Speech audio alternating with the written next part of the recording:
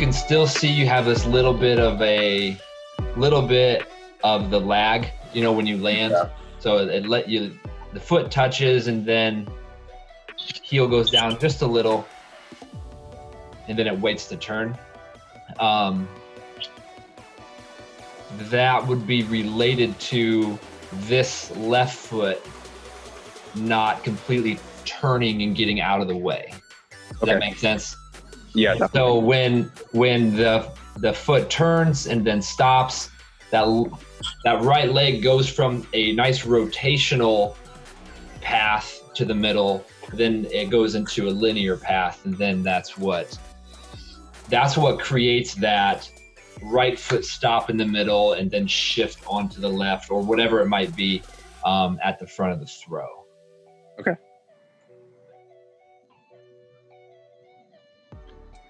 Let's see. So I would continue to work on, I would do 2 parts. One would just be posture. So let me draw a line. Is keeping those shoulders nice and big out of the back, okay? Okay. So that with a just intentionally turning that left foot a little bit longer. So what you're gonna do, practically speaking, is this green lines are ideal. Where like right now that's essentially your bone structure, your structure of your posture, and it's keeping all of that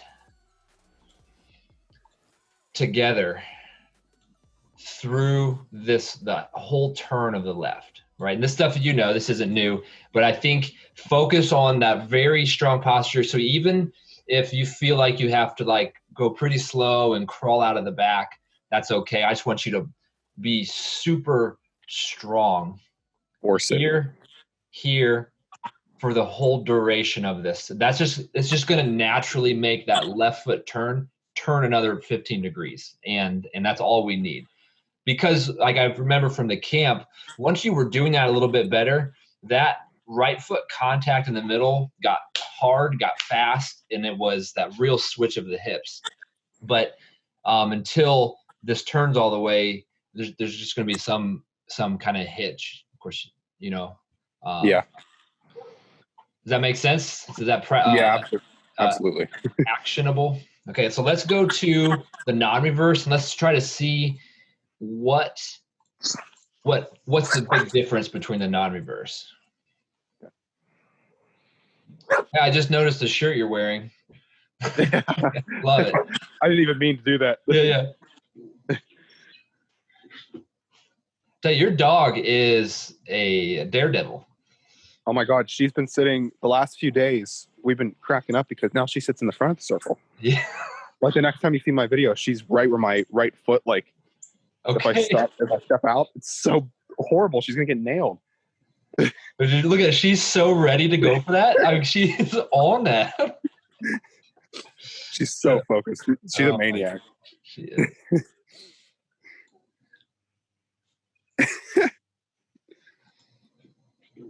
Mira, come here. Come here.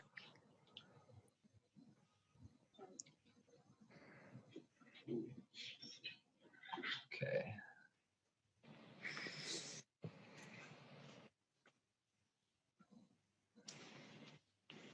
So here's the interesting thing. So technically speaking, some of the non-reverse positions are better, right? So your right foot stays on the ground all the way pretty much until the release.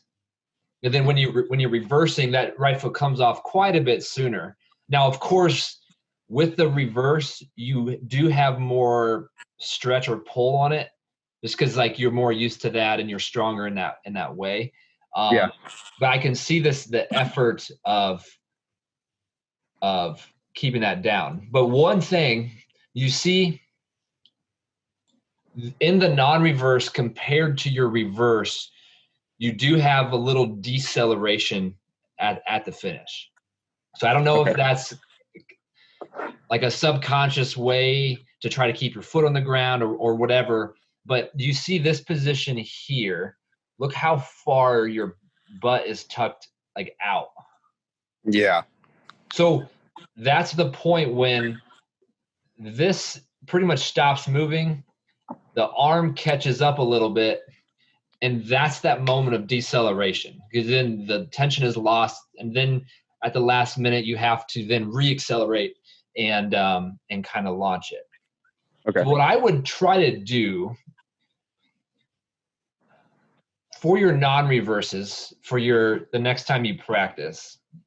Now this is maybe dial down the intensity as low as you have to. So whatever that might be, whether that's 30 or 40 or 50%, you can just decide that at practice, but try to land this power position. And right now I'm not concerned with the shoulders if you land open. That makes sense. I want them to be tall and big, but right now it's okay if you land open. But I want you to try to land with that the hips tucked under you. So when you're doing the non-reverse, go slow as you have to, so that when that left foot makes contact, both your feet are open, your knees are apart, and that hip is rolled under you. Does that make sense? Just try to capture the feeling of the landing on top of yourself. And then what that's going to do is that's going to make you more rotational. That discus is going to go out farther. And then actually your right foot will work the ground more. Then both of those, though, will be reactions. You don't have to try to work the leg more. You just have to get land. So again, say I'm throwing towards my clock, landing here rather than forcing that left foot down too early and landing with the butt out. Okay, sweet. So when you do your fulls with reverse, go ahead, train like normal, throw far, work on that back of the ring. And then when you're doing your non-reverse, maybe take it down a notch to try to feel out this position. You may, now that I'm thinking about it, that may be something you just do more like walking half turns. You know what I mean? So that you don't blow through that first turn. Just feeling nice. Just make sure that I'm hitting those positions and not losing any of the actual tension. Yep. And right now in this part of the season, it is about capturing the feeling of tension, throwing with as much tension as possible. Not about how far you can do a full turn. Not that you are, but you know what I mean. I'm just grind those drills, grind that feeling. Yeah. That's definitely what I think weirdly, like this week, like I felt so good at the camp. Not this week, last week, because my practices this week have felt a lot cleaner, I guess. When I got back, I was like feeling so good that I ripped it the first few practices. Yep. Then I was like, oh yeah, that's why it feels like crap. That's so normal. Yeah, I got you. All right. I mean, you're doing good overall. Like this is still better. Like it's smoother, it's crispier. Pretty happy with it.